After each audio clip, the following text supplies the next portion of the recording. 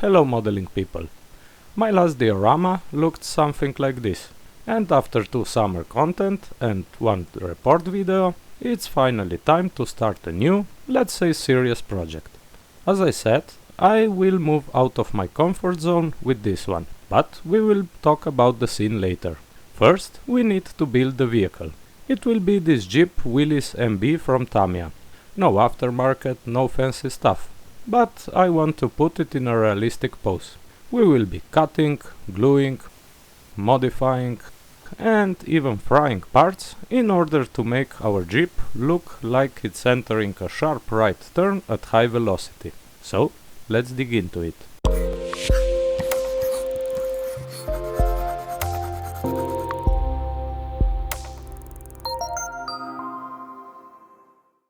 The building was standard procedure, so I will not bother you with it. You can check out my Wagon build where everything is explained. Here I just did some damage to the exposed metal parts in order to make the wheelies look more lived in. For the rest is cleaning, dry fitting and gluing. So, what do I want to achieve? When a vehicle is going straight, everything's okay. The front wheels are straight and the chassis is parallel to the ground. But when you put it through a hard turn, everything changes. Our Jeep will tilt to the left, so the right suspension will be free and the left one will be compressed. We also need to move the wheels in a right turn, so let me grab the chainsaw and we will start in a moment. So we need 3 cuts, the steering rod and the 2 hubs. A 0.1 mm saw from Tamiya was used. Those photo edge saws work perfectly and you just lose 0.1 mm of material. And here we have it. After some quick sanding, I pointed out the center of the shaft. A 0.5 mm hole was drilled for the copper wire. The wire is there to make a strong bond and to allow us to play with the angle. It was glued with extra thin CA. The same procedure was repeated with the hub. If you are lazy like I am, you can use a rotary tool. Now we can mount the hubs on the shafts and make a turn. Just to be sure of the position, I mounted the wheels on. It looks good to me. When everything was in its place, I glued everything with extra thin CA. Now the mechanism is bulletproof. Now it was time to address the suspensions. If we want the Jeep tipped to the left, we need to make the right part longer and the left part shorter. I know that this is not how it works in real life, but it will do the job. So the procedure was the same for both, the front and the rear. First, I cut away a piece of one rod, let's say about 2 mm, and then I glued the piece to the other rod. When all is ready, we can glue the axis into place. I quickly put the body and the wheels on to check how it was going. At this point, I also drilled out the exhaust pipe. The absorbers have a pin on them. You should remove it because heights don't match anymore. Now is the time to install the springs. As you see, they don't fit into place because we changed the heights and the angle of the axis. First, I glued 2 points of the spring that were sitting in place well. And when the glue was dry, I approached the 3rd point. You can hold it together with one of those. I have no idea what it's called in English. And now a highly uncommon step for my builds. Building the wheels. The seam line was cleaned with a corrèze and a fine sanding stick. Then the surface was smoothed with extra thin. Other cleaning was unnecessary. Okay, so building them is actually pretty common. What's in common is gluing them to the chassis at this point. Medium CA was used for a rock solid bond.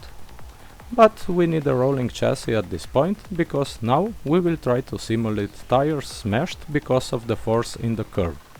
I made a simple balsa wood jig so I could change the angle of the vehicle.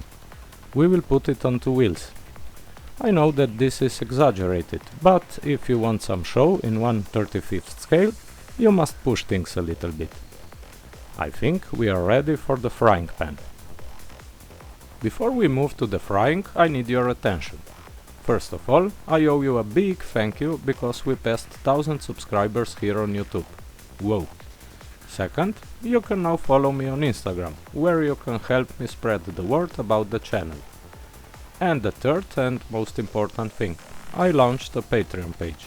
So now you are able to support me if you want. There are only two small tiers. One is just for support and the other is there for those of you who would like to join an interactive diorama tutorial community. Just go to Patreon and check out what is on the menu. I'm trying to do this as a job, so you, as a paying customer, will have a, let's say, professional treatment. And another thing, if you join now, you will also have a personal tutor because it will just be you and me. How cool is that? Enough. Let's move to the kitchen. I can already hear you talking about my wife killing me, but I must inform you that I'm the main cook of the house, so this is my territory. Until she says the opposite, of course. So, a pancake pan with a piece of baking paper and a small fire is all you need. Now we can put our jeep on. I put it in position with the jig. Here you can see that two of the wheels are not touching the pan, so they will hopefully remain intact. You should start with a cold pan, so you have more time and you can better control the effect. It took about 4 minutes. And here we go. I exaggerated a little and also the metal part is deformed. Next time I will be more careful. The rest of the build was straightforward.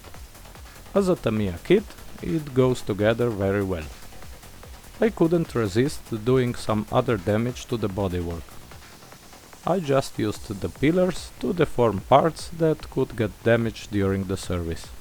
I installed the head cutting wire defense rod.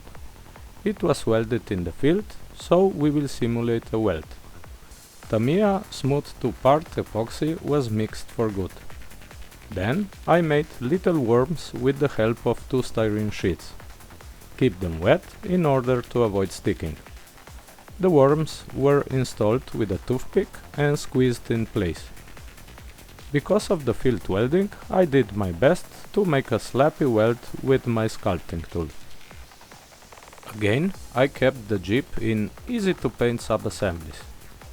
Now, it was finally time to put everything together. This way, at least, I have some kind of final product to show you. And here we have it. I must admit that I am quite happy with how it turned out. I didn't see anything like this around, so I hope that it was interesting for you. Now I must quickly finish the assembling of a German motorcycle, and I think that in the next episode we will be doing a mock-up of the diorama. Until then, I will invite you to subscribe to this channel, check out my Instagram account, and at least pay a visit to my Patreon page. Maybe in the next episode I will be calling out a Patreon at this time. Who knows? Thank you for watching. Bye.